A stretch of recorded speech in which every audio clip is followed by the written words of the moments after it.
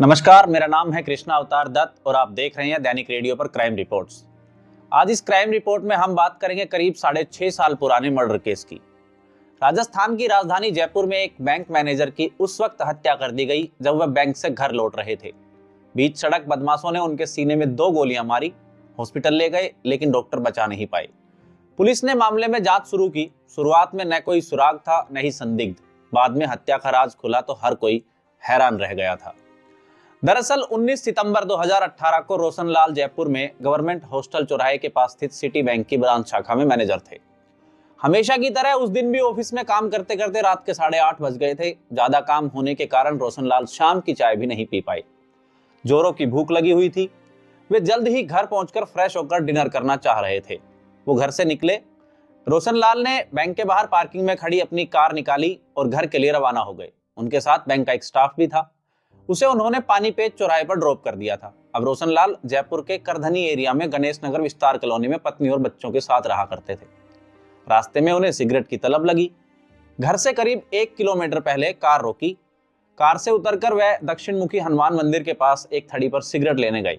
Cigarette पीकर वापस car में बैठे ही थे कि अचानक स्कूटी पर सवार 2 युवक सामने आए और जब तक रोशनलाल कुछ समझ पाते इससे पहले एक युवक ने उनके पास आकर बंदूक निकाली और 2 फायर किए।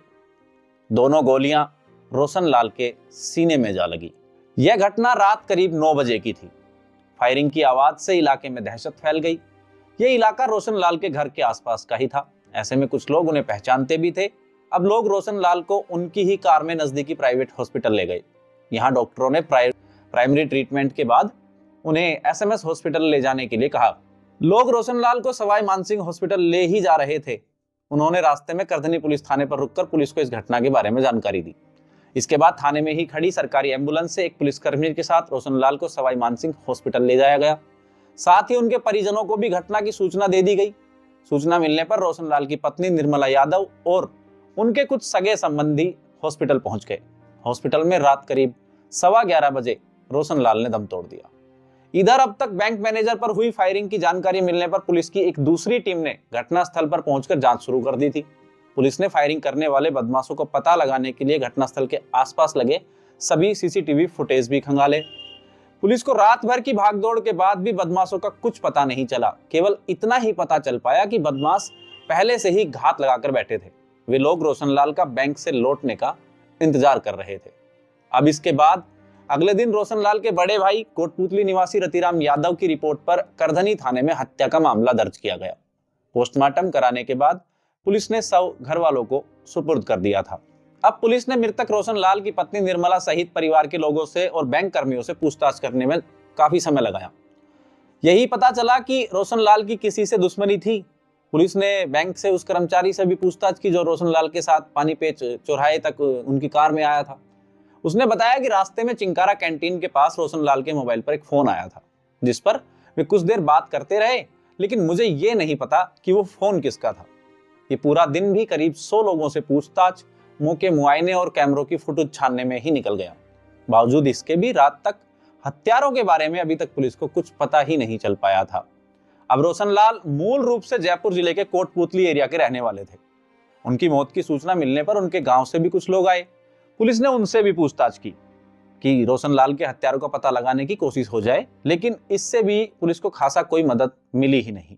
अब तक की जांच में 2-3 मुख्य बातें सामने आ चुकी थी। एक तो ये कि रोशनलाल बैंक में कमर्शियल वाहनों के लोन मंजूर करते थे।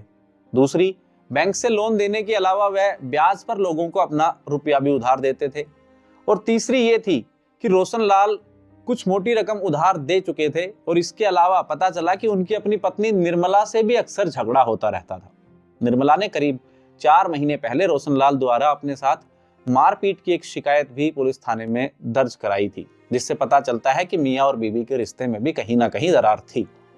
अब पुलिस इन तीनों एंगलों से इन्वेस्टिगेशन करने में जुट गई। अब पुलिस के सामने मामले से जुड़े कई सवाल थे जिनके जवाब हालांकि पुलिस को अभी तक दूर दूर तक कहीं नजर नहीं आ रहे थे। पहले तो ये कि जैसे कि आखिरी में बैंक मैनेजर रोशनलाल का मर्डर किसने किया, शूटर कौन थे, क्या ये मर्डर लेन देन की वजह से किया गया, और मर्डर से पहले रोशनलाल किससे फोन पर बात कर रहे थे, और आखिरी वजह थी कि रोशनलाल और उनकी पत्नी के बीच अक्सर झगड़े की वजह क्या थी। अब पुलिस ने रोशन लाल के मकान के आसपास के लोगों से पूछताछ की। लोगों ने एक शख्स उमेश शर्मा पर शक जाहिर किया। पुलिस को उसके मोबाइल नंबर भी दिए गए। उमेश पहले रोशन लाल के पड़ोस में ही रहता था। तब पारिवारिक बातों को लेकर रोशन लाल, उनकी पत्नी निर्मला और उमेश के बीच कई बार झगड़े होते रहते थे। बाद में उमेश वहां से खुद का मकान खाली करके और जयपुर में ही मानसरोवर में रहने लगा था। उसने गणेश नगर विस्तार से अपना मकान के 2 कमरे किराए पर दे दिए थे और अपने मकान की देखभाल को लेकर उमेश अक्सर दिन इस कॉलोनी में भी आता जाता ही रहता था। अब पुलिस ने उमेश के मोबाइल नंबरों की लोकेशन खंगाली तो पुलिस को पता चला कि वो अभी उत्तराखंड में है। वो पुलिस के फोन कॉल्स का भी जवाब नहीं दे रहा था। बाद में उसने अपना मोबाइल भी स्विच ऑफ कर लिया था। इससे पुलिस का शक उमेश पर और गहरा हो गया था। इसके बाद पुलिस ने उत्तराखंड पुलिस की मदद से 21 सितंबर को उमेश और उसके 3 साथियों को अल्मोड़ा से गिरफ्तार कर लिया था। अब पुलिस उमेश और उसके 3 साथियों को जयपुर ले आई। थोड़ी सी पूछताछ में ही उमेश ने पुलिस के सामने कबूल कर लिया कि रोशन लाल का मर्डर उसी ने करवाया है। उसने पूछताछ में पुलिस को बताया कि उसने रोशन लाल की हत्या की सुपारी अपने भाई के मार्फत उत्तर प्रदेश के कुछ शूटरों को दी थी। अब पूछताछ में एक और बात सामने भी आई थी।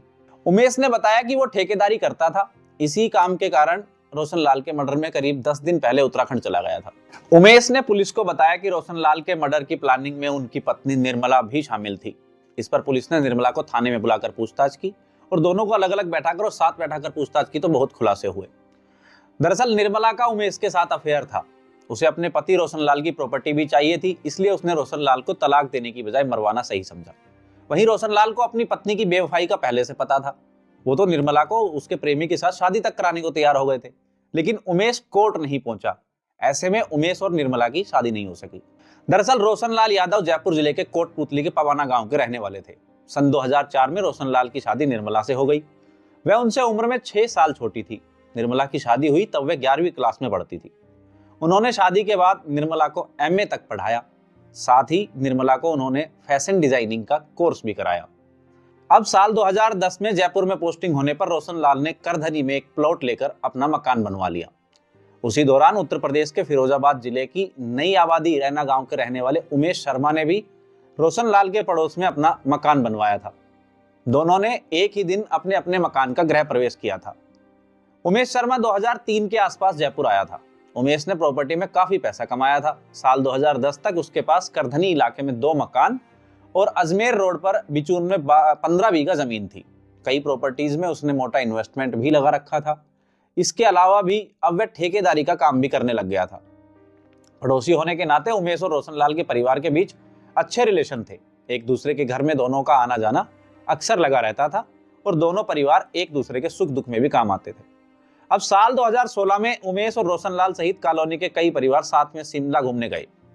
इस दौरान शिमला में उमेश की निर्मला से नजदीकियां बढ़ गई और शिमला से लौटने के कुछ दिन बाद ही निर्मला के भाई की मौत हो गई। उस समय सांत्वना देने के लिए उमेश का पूरा परिवार अक्सर आए दिन निर्मला के घर आता जाता रहता था। अब धीरे धीरे दोनों छिप छिप कर मिलने लगे। दोनों के बीच फिजिकल रिलेशन बन गए। उनके नाजायज रिश्ते की भनक पड़ोसियों को भी लग गई थी और पड़ोसियों से होते हुए ये बात रोशन लाल तक भी पहुंच चुकी थी। अब रोशन लाल गुस्से में घर पहुंचा। निर्मला को प्यार से और डांट कर समझाने की कोशिश भी की, लेकिन वो नहीं मानी। इसके बाद दोनों परिवारों में झगड़े होने लगे। निर्मला से अवैध संबंधों को लेकर कई बार उमेश और रोशन लाल के बीच मारपीट तक की नौबत आ गई थी।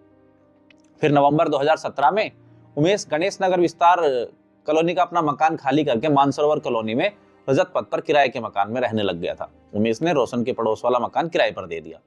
उमेश भले ही रोशन लाल के मकान से 20 किलोमीटर दूर रहने लग गया था, लेकिन अब भी उसकी और निर्मला की फोन पर बातचीत होती थी। इसके अलावा जब भी मौका मिलता दोनों चोरी छिपे एक दूसरे से मिल भी लेते थे। निर्मला जब भी उमेश से मिलती उससे अपने पति रोशन लाल को रास्ते से हटाने की बात कहती थी, ताकि दोनों बिना किसी डर के एक दूसरे के साथ रह सके। निर्मला के बार बार उकसाने पर उमेश ने तय कर लिया कि अब रोशन लाल को रास्ते से हटाना ही होगा। अब अप्रैल 2018 में उमेश ने क्रिमिनल बैकग्राउंड वाले अपने सगे भाई राहुल शर्मा को रोशन की हत्या की जिम्मेदारी सौंप दी। उमेश ने उसके लिए राहुल को 4 लाख रुपए भी दिए।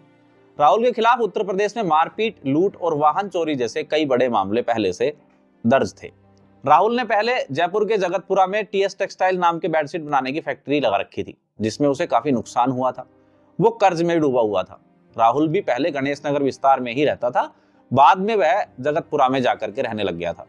राहुल ने रोशनलाल के मर्डर के लिए उत्तर प्रदेश के फिरोजाबाद के शूटर शिवकांत उर्फ लालू, पप्पू कश्यप और विष्णु कश्यप नाम के बदमाशों को कांटेक्ट किया। बदमाश हथियार लेकर के जयपुर पहुंच गए थे। अब राहुल ने 20 मई से 1 जून तक तीनों बदमाशों को जयपुर के एक होटल में ठहराया। राहुल ने मर्डर के लिए शूटर शिवकांत को 30,000 रुपए, विष्णु को 15,000 रुपए और पप्पू कश्यप को 10,000 रुपए एडवांस में दिए थे। राहुल ने इन बदमाशों से रोशनलाल की उनके मकान, सिटी बैंक और कोटपुतली के पास स्थित गांव के आसपास तक की रेकी करवाई। उमेश भी रेकी के दौरान कई बार इन शूटरों के साथ अक्सर आता जाता रहता था। अब रेकी के दौरान निर्मला अपने पति के आने जाने की पूरी इंफॉर्मेशन उमेश को देती रही। कई बार की कोशिशों के बावजूद भी शूटरों से रोशनलाल की हत्या का मौका नहीं मिला। बाद में तीनों शूटर जयपुर से वापस चले गए। फिर 2 सप्ताह बाद ही राहुल ने फिरोजाबाद से तीनों शूटरों को फिर जयपुर बुलाया। उन्हें 15 और 16 जून को गोपालपुरा के एक होटल में ठहराया। इस बार भी राहुल और उमेश ने रोशनलाल की रेकी करवाई, लेकिन शूटर अपना काम करने में इस बार भी सफल नहीं हो सके थे। वो अपने काम को अंजाम ही नहीं दे पाए। इस बीच शूटरों को पता चला कि राहुल तो केवल मोहरा है, रोशनलाल की जान तो उमेश लेना चाहता है और उमेश काफी मोटा आसामी है। ऐसे में शूटर्स ने राहुल से रोशनलाल को मारने के एवज में एक बड़ी डिमांड रख दी और उन्होंने कहा कि अब ये काम 15 लाख रुपए में होगा। राहुल उन दिनों कर्ज में डूबा हुआ था। रोशनलाल की सुपारी के नाम पर वह अपने भाई उमेश से पहले ही 4 लाख रुपए ले चुका था। दूसरी ओर निर्मला लगातार उमेश पर रोशन को मरवाने के लिए दबाव बनाई जा रही थी। इस पर उमेश ने अपने भाई राहुल पर रोशनलाल की जल्द से जल्द हत्या करवाने या 4 लाख रुपए वापस लौटाने का दबाव बनाया। भाई पर दबाव बनाकर उमेश उत्तराखंड चला गया। उसे उम्मीद थी कि जल्दी ही रोशनलाल का खेल खत्म हो जाएगा। अपने बचाव के लिए वह अपने साथी महेंद्र प्रताप उर्फ टीटू को भी अपने साथ उत्तराखंड ले गया था, क्योंकि अल्मोड़ा में उसके साले आकाश रावत का काम था। अब महेंद्र प्रताप उर्फ टीटू को रोशनलाल की हत्या की साजिश के बारे में उसने बताया। महेंद्र प्रताप उमेश के गांव के आसपास का ही रहने वाला था और वो दोनों भाइयों उमेश और राहुल का अच्छा दोस्त भी था। उमेश ने महेंद्र प्रताप को काफी पेमेंट भी दे रखी थी। अब 18 सितंबर को निर्मला ने उमेश को फोन किया। अब तक रोशनलाल का मर्डर नहीं होने पर उससे झगड़ा किया। इस पर उमेश ने अपने भाई राहुल को जल्द ही रोशन की हत्या या पेमेंट वापस करने का अल्टीमेटम दे दिया था। उन दिनों राहुल का भांजा फरीदाबादी निवासी मनीष उर्फ सन्नी जयपुर आया हुआ था। आखिरकार राहुल ने अपने भांजे के साथ मिलकर रोशनलाल की हत्या करने का प्लान बनाया। राहुल ने मनीष के साथ मिलकर 19 सितंबर की रात करीब 9 बजे गोली मारकर रोशनलाल की हत्या कर दी। फिर राहुल ने तुरंत उमेश को फोन करके बताया कि उसने रोशन को मार दिया है। रोशनलाल की मौत की सूचना मिलने के बाद उमेश के साले आकाश रावत ने राहुल के बैंक खाते में 20,000 रुपए ट्रांसफर भी किए। पुलिस ने रोशनलाल के मर्डर के मामले में उसकी पत्नी निर्मला यादव और उसके प्रेमी उमेश शर्मा के अलावा जयपुर से करधनी इलाके से महेंद्र प्रताप उर्फ टीटू, उमेश के साले आकाश रावत और फिरोजाबाद के शूटर शिवकांत उर्फ लालू को भी गिरफ्तार कर लिया था। आकाश रावत मूलतः आगरा के सिकंदरा थाना अंतर्गत शास्त्रीपुरम का रहने वाला था। वह मर्डर के वक्त उत्तराखंड में जिला उधम सिंह नगर के रुद्रपुर में रह रहा था। पुलिस ने वारदात में इस्तेमाल की गई राहुल की स्कूटी भी उसके घर से बरामद कर ली थी। पूछताछ में यह बात भी सामने आई कि रोशनलाल ने लोगों को करीब 50 लाख रुपए ब्याज में दे रखे थे। निर्मला इस रकम के साथ साथ रोशनलाल की सारी प्रॉपर्टी पर अपना हक चाहती थी। यही वजह थी कि तलाक लेने की बजाय उसने रोशनलाल का मर्डर करवाना सही समझा। वहीं उमेश ने भी रोशनलाल से एक मोटी रकम ब्याज पर ले रखी थी। उमेश जानता था कि रोशनलाल ही नहीं रहेगा तो उसे ये पैसे कभी नहीं चुकाने पड़ेंगे। निर्मला की तरह उमेश ने भी पैसे के लिए ही रोशनलाल का मर्डर कराया था। वह निर्मला के सामने यह दिखावा करता था कि उसने ये सब काम अपने प्यार के लिए किया था। इधर इन्वेस्टिगेशन में यह भी पता चला था कि उमेश और निर्मला के अवैध संबंधों के बारे में रोशनलाल को सबसे पहले उमेश की पत्नी ने ही बताया था। इसके दूसरे ही दिन रोशन ने घर में नया मोबाइल चार्जिंग में लगा देखा तो निर्मला ने बताया कि यह मोबाइल उसे उमेश ने दिया था। वहीं रोशनलाल ने निर्मला और उमेश के बीच हुई व्हाट्सएप की चैट भी देखी थी। रोशनलाल और निर्मला के 2 बेटियां और 1 बेटा था। अपने बच्चों के भविष्य और निर्मला का उमेश के प्रति झुकाव देखकर रोशनलाल इस बात पर भी तैयार हो गया था कि वो उमेश से उसकी शादी करा देगा। दोनों पति पत्नी इसको लेकर कोर्ट भी पहुंच गए थे, लेकिन उमेश समय पर नहीं पहुंचा।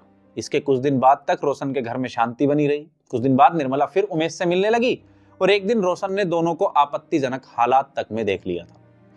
अब निर्मला ने कहा कि उमेश ने उसके साथ जबरदस्ती की थी। इस पर रोशन उमेश के खिलाफ रेप का मामला दर्ज कराने के लिए निर्मला को थाने तक लेकर गया। निर्मला थाने तो चली गई लेकिन रिपोर्ट दर्ज नहीं कराई।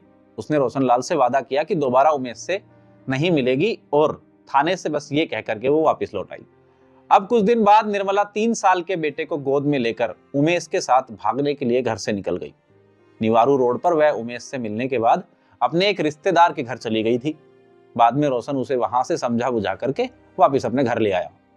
दरअसल निर्मला उमेश के प्यार में इतनी अंधी हो गई थी कि वह अपने प्रेमी और उसके रिश्तेदारों के जरिए पति को धमकी भरे फोन करवाने लग गई थी। फिर खुद ही पड़ोसियों से जाकर के कहती कि पति को कोई जान से मारने की धमकी दे रहा है। हत्या के करीब 1 सप्ताह पहले ही निर्मला और रोशन लाल के बीच झगड़ा हुआ था। तब ये मामला पुलिस तक भी पहुंच गया था। रोशन ने उससे मिल रही धमकियों तक के बारे में पुलिस को बताया था, लेकिन पुलिस ने इस मामले को सीरियस लिया ही नहीं। उन्होंने इतना तक जानना जरूरी नहीं समझा कि धमकियां कहां से आ रही है और पुलिस ने समझा बुझाकर घर भेज दिया। अगर पुलिस रोशन लाल की बातों को गंभीरता से लेकर इन्वेस्टिगेट करती तो शायद मर्डर की वारदात टल सकती थी। फिलहाल इस कोर्ट में ट्रायल चल रहा है। शूटर राहुल शर्मा और उसका भांजा फरीदाबाद निवासी मनीष उर्फ सन्नी अभी फरार है। वहीं बाकी सभी आरोपी फिलहाल जमानत पर है। तो ये थी आज की कहानी जिसमें निर्मला पैसे और प्रेम में इतनी पागल हो गई कि अपने ही पति की हत्या करा दी। ये थी आज की वीडियो। अगर आपको वीडियो पसंद आई हो तो वीडियो को लाइक करें, शेयर करें और कमेंट करें। हाँ, चैनल को सब्सक्राइब करना ना भूलें। मिलते हैं अगली वीडियो में एक नई क्राइम स्टोरी के साथ। तब तक के लिए नमस्कार, धन्यवाद।